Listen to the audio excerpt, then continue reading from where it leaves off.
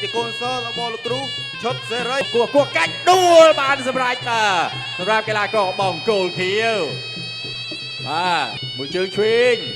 ត្រង់ចំណុចនេះមួយជើងឆ្វេងអូយបាទចូលពីណារងបាទមួយដៃបាទម្នាក់បាទខាវឆ្វេងមួយជើងឆ្វេងពីក្រុមហ៊ុនវឌ្ឍនៈព្រូវរីបាទដែលបានជួយឧបត្ថម្ភចាប់គម្រាមមួយចង្គង់របស់កីឡាកររណរងបាទជាកូនសិស្សរបស់គ្រូហេងប៊ុនគឹមហើយចូលពីណារងអូយកែងមុខកណូតបាញ់បាត់ត្រូវចောက်គួតតតស្ដាំមកជើងស្នូលឬតាផាច់តែម្ដងចាប់បាទបង្គោលក្រហមដើរចូលត្រឹងបន្តិចមើលចន្លោះដើរចូលតតចាប់ជើងជាប់តតក្រោមដួលទៅហើយបាទដើរចូល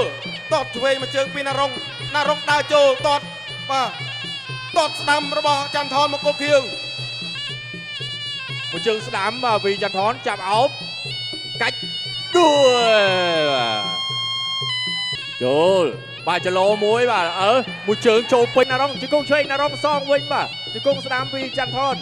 តេះជង្គង់ស្ដាំច័ន្ទថនបាទត្រង់ចំណុចនេះជង្គង់ឆ្វេងច័ន្ទថនបាទត្រង់ចំណុចនេះណារងហក់ជង្គង់បាទកែង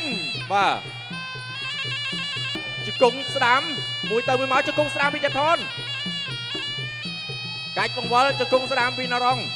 ជង្គង់ស្ដាំណារងឆ្វេងស្ដាំជាប់ទឹកទី3គូនេះស្មើគ្នា